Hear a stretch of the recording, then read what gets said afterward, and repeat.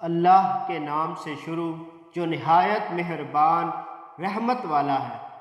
اے حبیب تم فرماؤ میری طرف وحی کی گئی ہے کہ جنات کے گروہ نے میری تلاوت کو غور سے سنا تو انہوں نے کہا بے شک ہم نے ایک عجیب قرآن سنا جو بھلائی کی طرف رہنمائی کرتا ہے، تو ہم اس پر ایمان لائے اور ہم ہرگز کسی کو اپنے رب کا شریک نہ ٹھہرائیں گے۔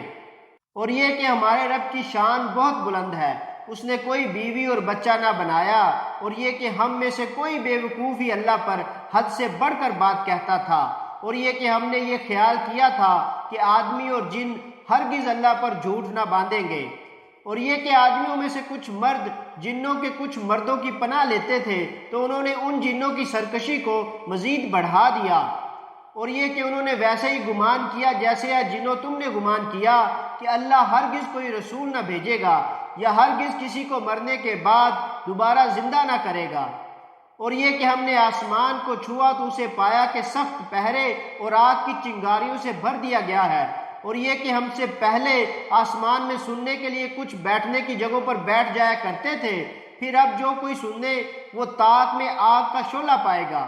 اور یہ کہ ہمیں نہیں معلوم کہ زمین میں رہنے والوں سے کسی برائی کا ارادہ فرمایا گیا ہے یا ان کے رب نے ان کے ساتھ کسی بھلائی کا ارادہ فرمایا ہے،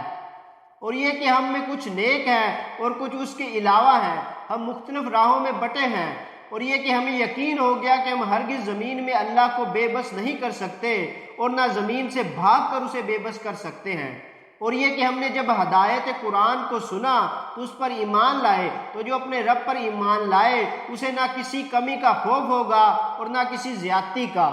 اور یہ کہ ہم میں کچھ مسلمان ہیں اور کچھ ظالم، تو جو اسلام لائے تو وہی ہیں جنہوں نے ہدایت کا قصد کیا، اور بہرحال جو ظالم ہیں تو وہ جہنم کے ایندھن ہوں گے،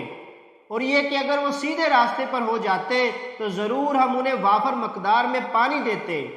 تاکہ اس بارے میں ہم انہیں آزمائیں، اور جو اپنے رب کی یاد سے منہ پھیرے تو وہ اسے چڑھ جانے والے عذاب میں ڈال دے گا، اور یہ کہ مسجدیں اللہ ہی کی ہیں تو اللہ کے ساتھ کسی کی عبادت نہ کرو، اور یہ کہ جب اللہ کا بندہ اس کی عبادت کرنے کھڑا ہوا تو قریب تھا کہ وہ جن اس پر ہجوم کر دیتے،